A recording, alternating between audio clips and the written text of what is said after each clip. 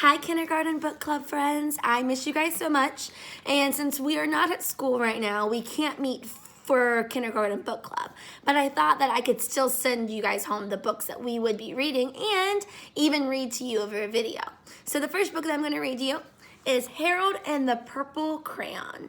The author is Crockett Johnson. I wonder what Harold is going to draw with his crayon. Let's find out. Harold and the Purple Crayon.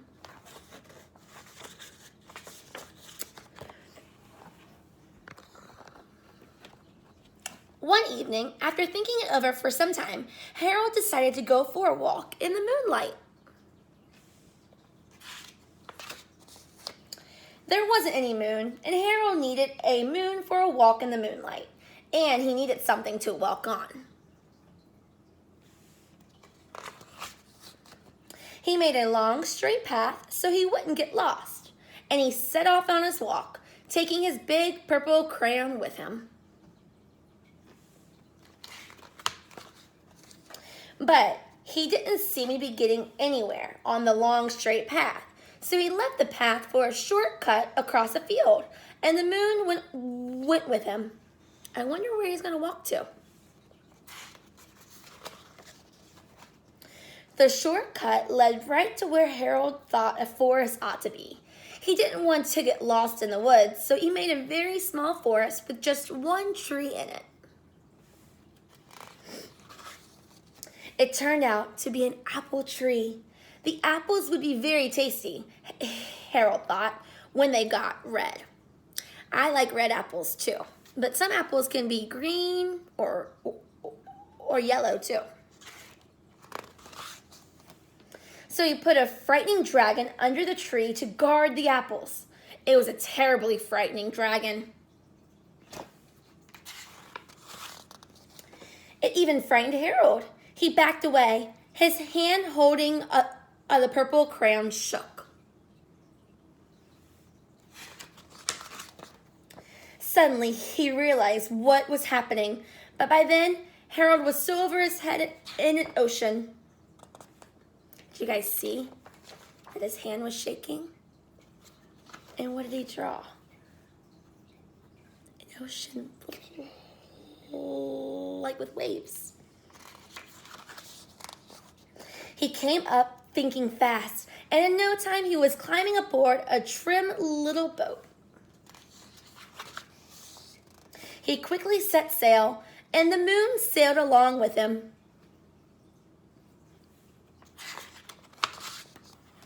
After he had sailed long enough, Harold made land without much trouble. He stepped ashore on the beach, wondering where he was.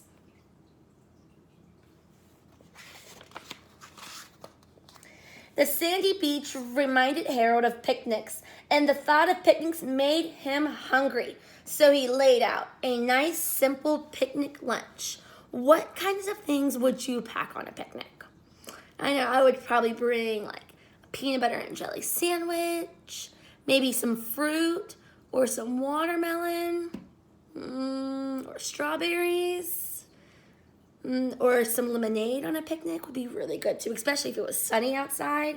But he's having a picnic in the moonlight though. That's interesting. There was nothing but pie, but there were all 9 kinds of pie that Harold liked best.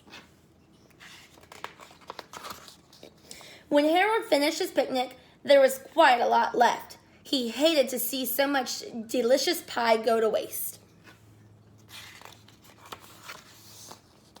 So Harold left a very hungry moose and a deserving porcupine to finish it up. And off he went, looking for a hill to climb to see where he was. Harold knew that the higher up he went, the farther he could see, so he decided to make the hill into a mountain. If he went high enough, he thought, he could see the window of his bedroom.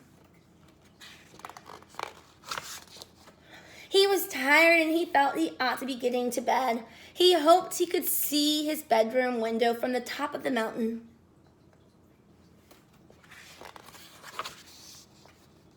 But as he looked down over the other side, he slipped.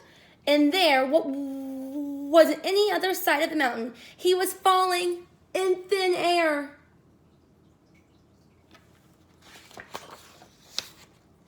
But luckily, he kept his wits and his purple crayon. He made look at the picture. He was falling, and what do you think that he made? A balloon. He made a balloon, and he grabbed onto it. What a smart idea. And he made a basket under the balloon big enough to stand in. He had a fine view from the balloon, but he couldn't see his window. He couldn't even see a house. So he made a house with windows, and he landed the balloon on the grass in the front yard.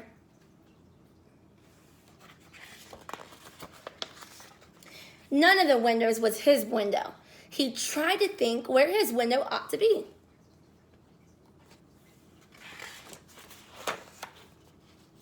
He made some more windows. He made a big building full of windows. He made lots of buildings full of windows.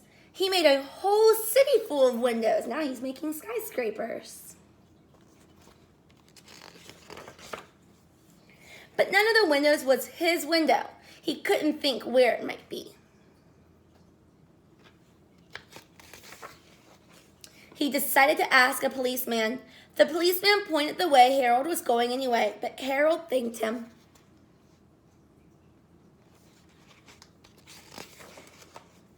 And he walked along with the moon, wishing he was in his room and in bed. Then suddenly Harold remembered. He remembered where his bedroom window was. When there was a moon, it was always right around the moon. And then Harold made his bed. He got in it and he drew up the covers. The purple crayon dropped on the floor and Harold dropped off to sleep. The end.